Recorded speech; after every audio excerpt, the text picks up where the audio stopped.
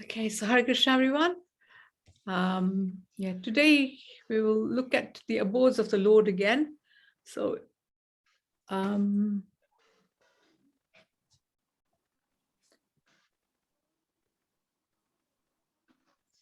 the scriptural references that we need to we have looked at in order to work out the abodes of the Lord. The source of the topic of the Lord's abode are compiled mainly from the following scriptures. The Brahma Samhita. So Lord Brahma has actually said these prayers, and it's been translated by Bhakti Siddhanta Saraswati Thakur Maharaj.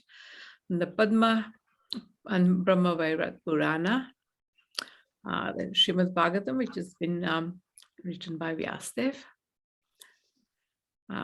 References in the Chaitanya Charitamrita, which has been written by Krishnadas Kaviraj. And Brihad Bhagavatamrita, which is written by Sanatana Goswami. Laghu Bhagavatamrita, which has been written by Rupa Goswami. Gopal Champu, again written by Jiva Goswami, verse 92, which states, what am I doing? I have rashly begun a description of Golok. I do not see how I will have the power to complete my description. It's also in the Gaur Ganodesh Dipika, which is written by Kavi Karnapur. And we have the Golok chart, which is produced by ISKCON. So if you look at the Brahma Samhita first, verse 5, sorry, chapter 5, verse 1. Ishvara Parma Krishna Sachidananda Vigraha Anadi Radhi Govinda Sarva Karana Karanam. Translation is, Krishna, who is known as Govinda, is the supreme Godhead. He has an eternal blissful spiritual body. He is the origin of all. He has no other origin, and he is the prime cause of all causes. So this is a very important reference which describes the abodes of Krishna. And then verse 43, Golokanamni nijatani talecha tasya Devi Mahesha Haridamu Suteshu Teshu Te Prabhava Nichaya Vihitaschayena Govindamadi Purusham Tamaham Bhajami. The translation of that is, lowest of all is located Devi Dham, the mundane world. Next above it is Mahesh Dham, abode of Mahesh. Above Mahesh Dham is placed Haridham, the abode of Hari. And above them all is located Krishna's own realm named Golok. I adore the primeval Lord Govinda, who has allotted their respective authorities to the rulers of those graded realms. So again, this is our Lord Brahma describing the different areas of the spiritual and material world. So this gives a good indication of where everything is situated.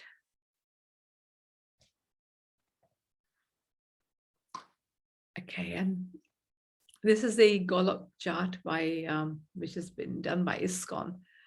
So this bit is Devi Dham, which is the material world. And this here is Mahesh Dham, where Lord Shiva is. And this is Haridham, which is all the Vaikuntha planets. And then we have Golok Dham, which is the abode of Lord Krishna.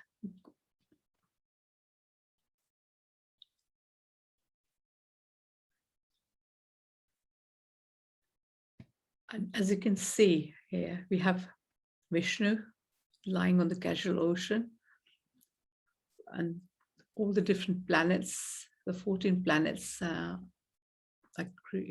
situated just about there. And at the top of the stem of the lotus flower, which comes out from the Nabi of Lord Vishnu, is Lord Brahma sitting at the top.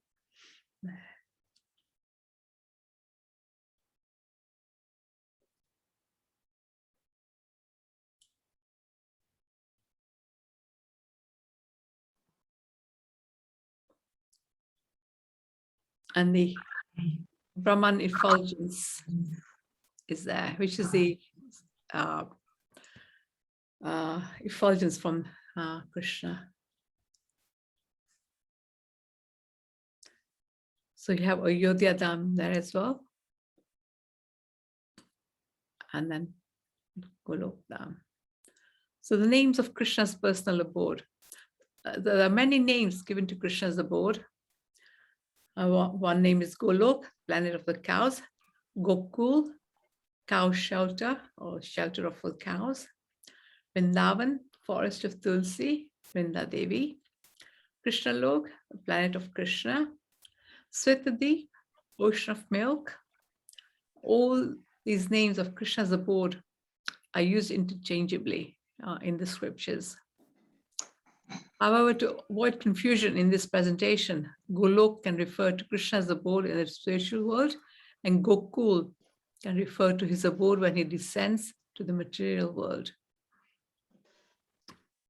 When Krishna descends to the material world, Golok also descends with him to serve and is known as Gokul. So why do we focus on Golok?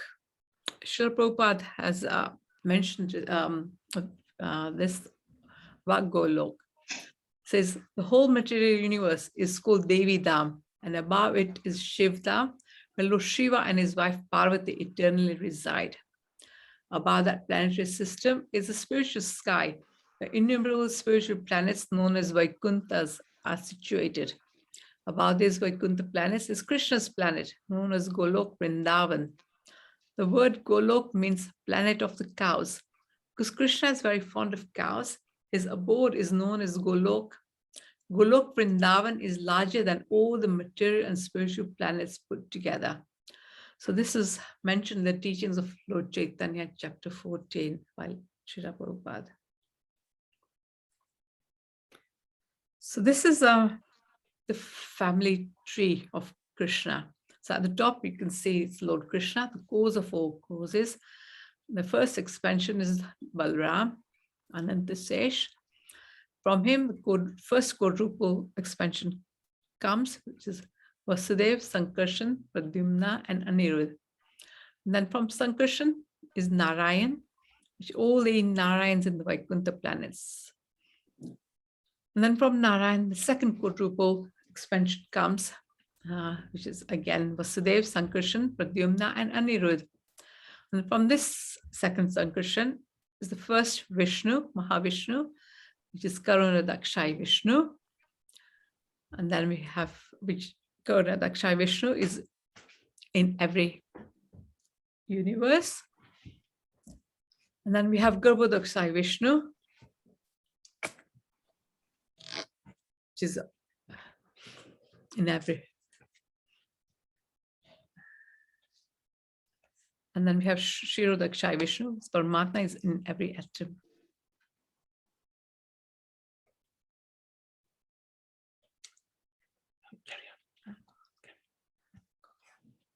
Hare Krishna. So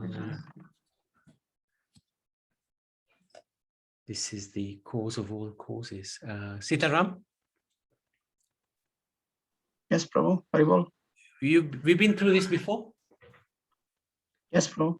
Okay. And you're familiar with all of this, huh? Yes, Prabhu. Okay, good. So, Karunadakshay Vishnu is, when he breathes out, it said all the universes come out from the pores of his skin. And the lifespan of each universe is 311 trillion, 40 billion years. And that's equal to one breath of Mahavishnu, which is really extraordinary.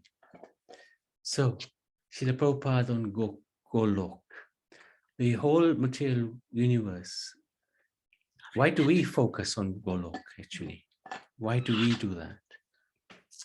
Well, what does Prabhupada say? The whole material universe is called Devi Dham. And above it is Lord Shiva's Dham, right? Kailash. So we are, of course, living in the material world.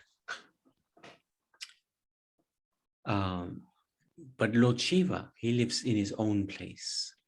Hare Krishna, Prabhu. Yes. It is a bit confusing. You Ah. see, Goloka Vrindavan and Goloka, it is different, each one? Golok and Gokul. Yes, one is here. I generally say Gokul is the spiritual world manifested in on earth. Now, one thing. Goloka Nand Dham, Goloka and Goloka Vrindavan. It is the same, no? No, it is the same in one sense. One is in this world, representation of the spiritual world, and the other is in Golok, in Vrindavan, in the spiritual. In the that place when one goes over there, he does not return. Yes, that's right. Okay. That's right. That I had told somebody, and it was a type of discussion which rose up. So I told him, you don't worry. You will be listening to classes, and one day you will get the answer. But now, we are not meeting those people. Yeah. But also, he's a friend of mine, and I will tell him, this is the difference. And we want to go to Goloka Vrindavan. Don't come here again, Prabhu. That's our goal. Indeed. Yes. But it's used interchangeably. It's Golok and Gokul, but they are used interchangeably. So sometimes Golok can mean the Vrindavan, which is in this world. Yes. But that's a representation of the spiritual world anyway. Yes. But there is some, there are differences between them. And it depends on Krishna when we are leaving our body. He knows how we are practicing our Krishna consciousness. So we can go. This is our goal. Yes, indeed. Okay, Very Prabhu. So above Kailash is the spiritual sky, where innumerable spiritual planets known as Vaikunthas are situated. And above these Vaikuntha planets is Krishna's planet known as Golok Vrindavan. The word Golok means the planet of the cows, because Krishna is very fond of cows. His abode is known as Golok. Golok Vrindavan is larger than all the material world and spiritual planets put together. So this is Prabhupada in the teachings of Chaitanya, Lord Chaitanya, chapter 14. He also says one should also always meditate upon the dealings between Radha and Krishna in the transcendental world. One should think of Radha and Krishna 24 hours a day and engage in their service within one's mind, not externally change one's dress. By adopting the mood of the associates and friends of Radharani and following in their footsteps, one can ultimately achieve the perfectional stage of being transferred to Golok Vrindavan, the transcendental abode of Krishna. Again, the teachings of Lord Chaitanya in chapter 31. Beyond the limitation of this material world is a spiritual sky, Paravyoma, which has many spiritual planets, the supreme of which is called Krishna Lok. Krishna Lok, the abode of Krishna, has 3 divisions. So this is really powerful stuff now. Even Krishna Lok, there's 3 different divisions, which are known as Dwaka, Mathura, and Gokul. In that abode, this personality of Godhead expands himself into 4 planetary portions: Krishna, Balaram, Padumna, who is the transcendental Cupid, and Aniruddha. They are known as the original quadruple form. And this is Chaitanya Charitamrita Lila, Adi Lila, summary, chapter 5. Lord resides eternally in his abode, Golok, Bhagavad Gita.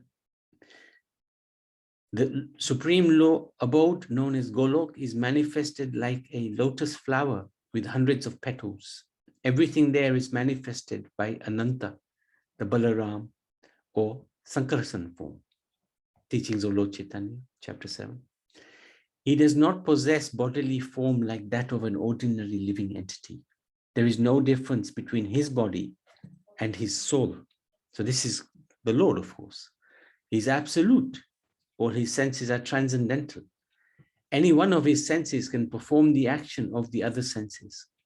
Therefore, no one is greater than him or equal to him. His potencies are multifarious, and thus his deeds are automatically performed as a natural consequence. Shvetashvatara Upanishad. Golok is mentioned in many Vedic scriptures as well. In the Rig Vedas, it describes, we wish to go to your, Radha and Krishna's beautiful houses, about which cows with large, excellent horns are wandering. Yet distinctly shining on this earth is that supreme abode of yours that showers joy on all, O Krishna, who is much praised. And then the Harivamsa says, above this, that's heaven, is Golok, governed by Sadhyas. That great world of Lord Krishna pervades the great sky all over. It is above all the worlds. Brahma Vaivarta Puran, in the Prakriti Skanda chapter, describes the highest abode of Golok is situated 50 crore yojanas, that's 1 yojana is 8 kilometers, above the abode of Vaikuntha.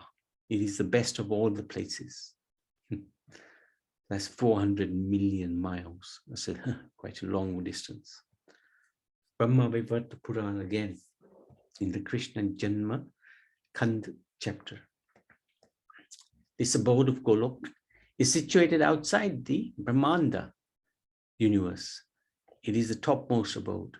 There is no abode higher than this. Beyond this, nothing exists, only void remains. Infinite emptiness and darkness. Indeed, this Golok is the end of all creation. Brihat Brahma Samhita states, the abode of Golok is situated above all the places. It is completely beyond matter, transcendental. Then the Vayu Puran also describes the supreme abode of Golok, wherein Krishna and Radharani reside eternally. And this is what he says, Lord Krishna, who is the lover of Srimati Radharani, is the supreme Purush described in the Vedas. By him, all this world is manifested. He is indeed the non-dual Nirgun Brahman described by the Vedas, who resides in the eternal abode of Golok. Brahmanda Puran also mentions about Golok, Krishna's abode. Vasudev Mahatmya of Skanda Purana mentions the abode of Golok.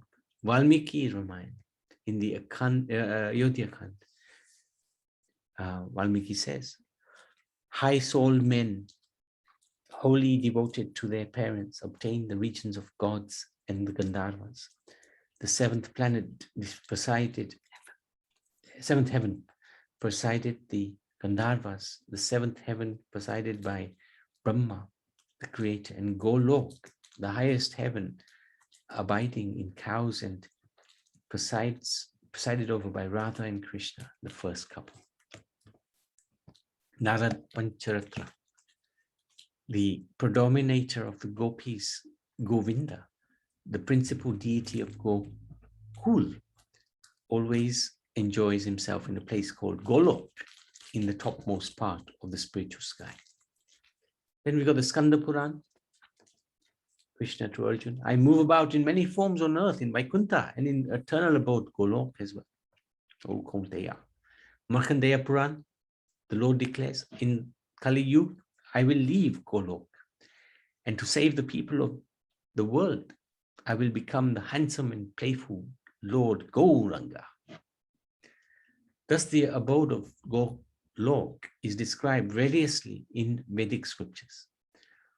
Above statements from the Puranas, Pancharatra, etc. are consistent with the statements of the Vedas. Tad Vishnu Paramam Padam. The aim of life is to achieve lotus feet of the Lord.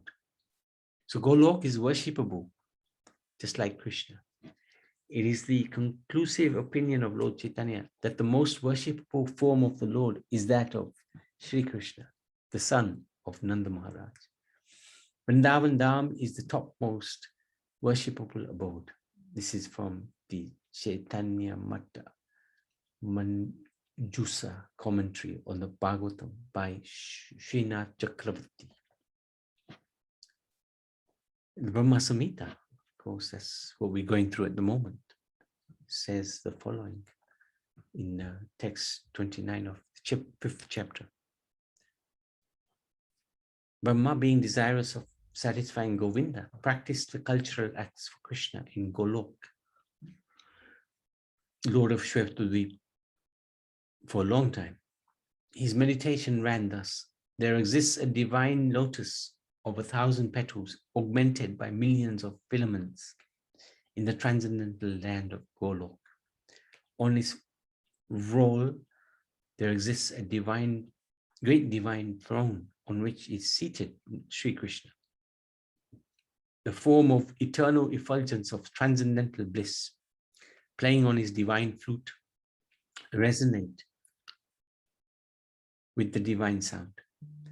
With his lotus mouth, he is worshipped by amorous milkmaids with their respective subjective portions and extensions, and also by his external energy, who stays outside, embodied all mundane qualities. Interesting, very interesting. So he's worshipped by everyone, including his external energy, Maya, although she stays outside of the transcendental realm. Even the demigods visit Golok.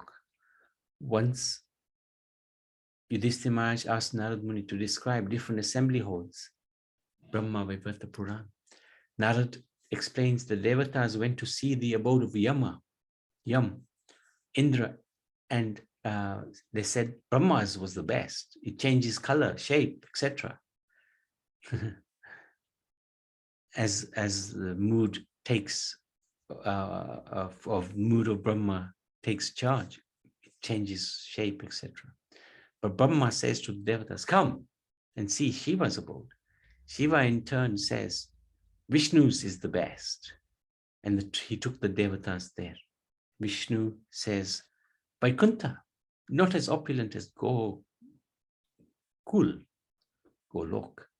and that Krishna resides in Golok, Brahma Vaivarta Puran, and took the Devatas to Golok. This is very unusual and great fortune for the Devatas. We also had an incident in the month of Purushottam, when this Adhik Mas went to Vishnu, and Vishnu could have solved her problem, but he said, no, let's go to Krishna in Golok. The reason to go there was to have a look at Golok. So then they were stopped by gatekeepers of Golok. Devatas see the opulence and are amazed. The Chintamani stones, 108 varieties of Surabhi cows, Kalpavriksha trees everywhere. But devotees there never cared for the opulence because of their great love for the Lord. They're not inspired by the opulence, they're inspired by the Lord. This is from Chaitanya Charitamrita 517. Sarvo Pari Shri Golok Gokula Vrajaloka Dhamma Shri Gokula Svetadvipa Vrindavana Nama. Shri Gokul is the highest of all, is also called Braja, Golok, Shvetadvip, and Vrindavan.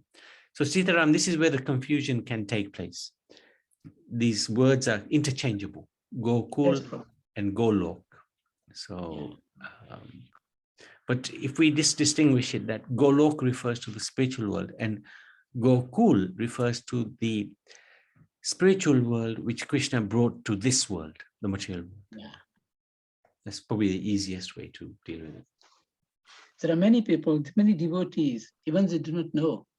While doing classes, such type of question never comes. Mm. Okay. But our duty is to just tell them that this is the differences. Mm. Yeah, that's right. And there are differences between the Gokul here and the Golok there, which we will cover later. Yeah. So this is a very nice verse from Brahma-samhita. Chinta mani pakara sadvasakalpa praksha lakshavateshu shurabira vipalayanta lakshmi sahasra satasambhrama seva manam govindam dipurusham tamaham bhajami. I worship Govinda, the primeval Lord, the first progenitor, who is tending the cows, yielding all desire, in abodes built with spiritual jam, surrounded by millions of purpose trees, always served with great reverence and affection by hundreds of thousands of Lakshmis or Gopis. So let's have a look at the description of Golok. Golok. In the Bhagavatam, we find description of Lord Krishna's eternal abode, such as this one. Golok is always full of cows. There are many waterfalls which always pour water, and the sound is so sweet that it covers the sound of the crickets. And because water flows all over, the forest always looks very green and beautiful. The inhabitants of Vrindavan are never disturbed by the scorching heat of the sun or high summer temperatures. The lakes of Vrindavan are surrounded by green grasses, and various kinds of lotus flowers bloom there. The air blowing in Vrindavan carries the aromatic pollen of those lotus flowers. When the particles of water from the waves of the Yamuna river, the lakes and the waterfalls touch the bodies of the inhabitants of Vrindavan, they automatically feel a cooling effect. Vrindavan is such a nice place. Flowers are always blooming, and there are various kinds of decorated deer. Birds are chirping, peacocks are crowing and dancing, and bees are humming. The cuckoos there sing nicely in 5 kinds of tunes. Krishna, the reservoir of pleasure, blowing his flute, accompanied by his elder brother Balaram and other cowherd boys and cows, enter the beautiful forest of Vrindavan to enjoy the atmosphere. They walk into the midst of newly grown grass, of leaves of a trees whose flowers resemble peacock feathers. They are garlanded by those flowers and decorated with saffron chalk. Sometimes they're dancing and singing, sometimes wrestling with one another. While Krishna dances, some of the cowherd boys sing and others play on flutes. Some bugle on buffalo horns or clap their hands, praising Krishna. Dear brother, you're dancing very nicely. Every step is a dance, every word is a song. This is quite an interesting picture of a window into a spiritual world. There's a little bit of Ras dance going on here. Beautiful waterfalls, green grass, beautiful trees.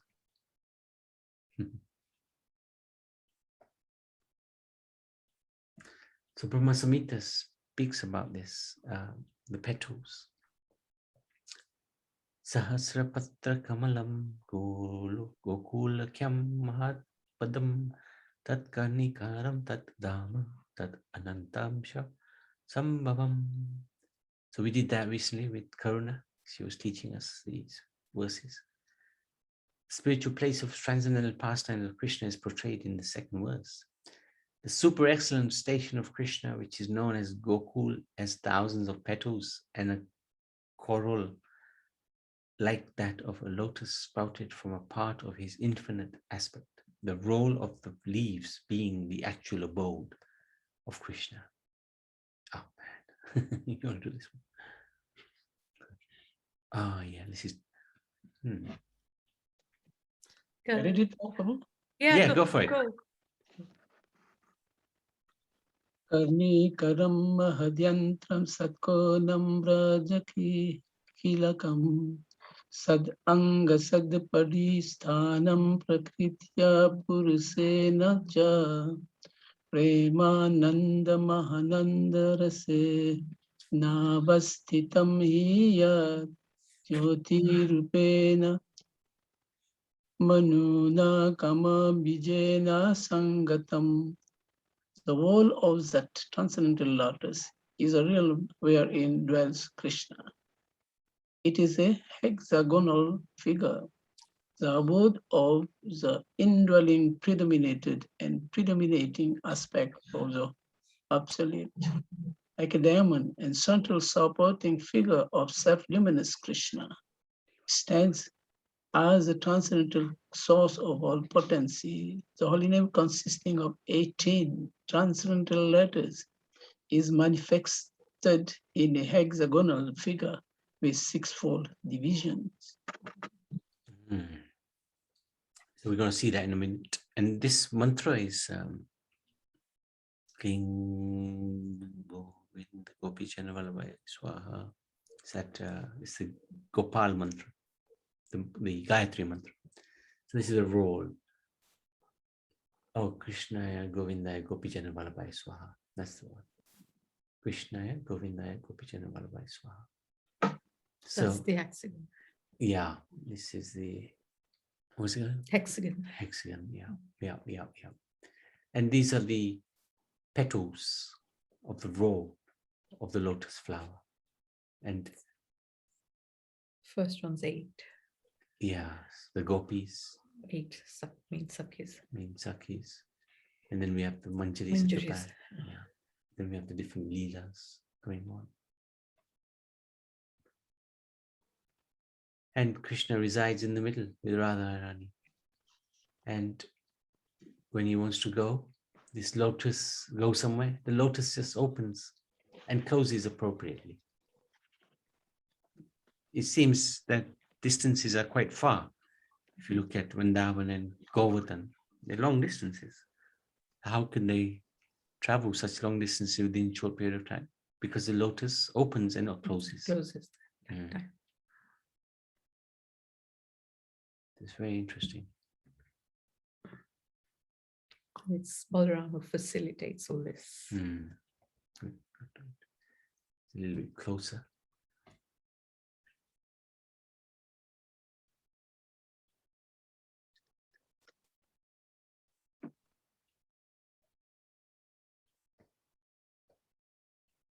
And this is also a yantra which correlates with the hexagon. These yantras are very powerful. They actually represent Radha and Krishna. So if we have a mantra on the altar, or the yantra on the altar, that's as good as having the deity. Very powerful. So let's cover that tomorrow, if we get a chance. Golok Dham ki jai, Shri Krishna Bhagwan ki jai, Jai Gaura Premanande, Hari Hari Bol.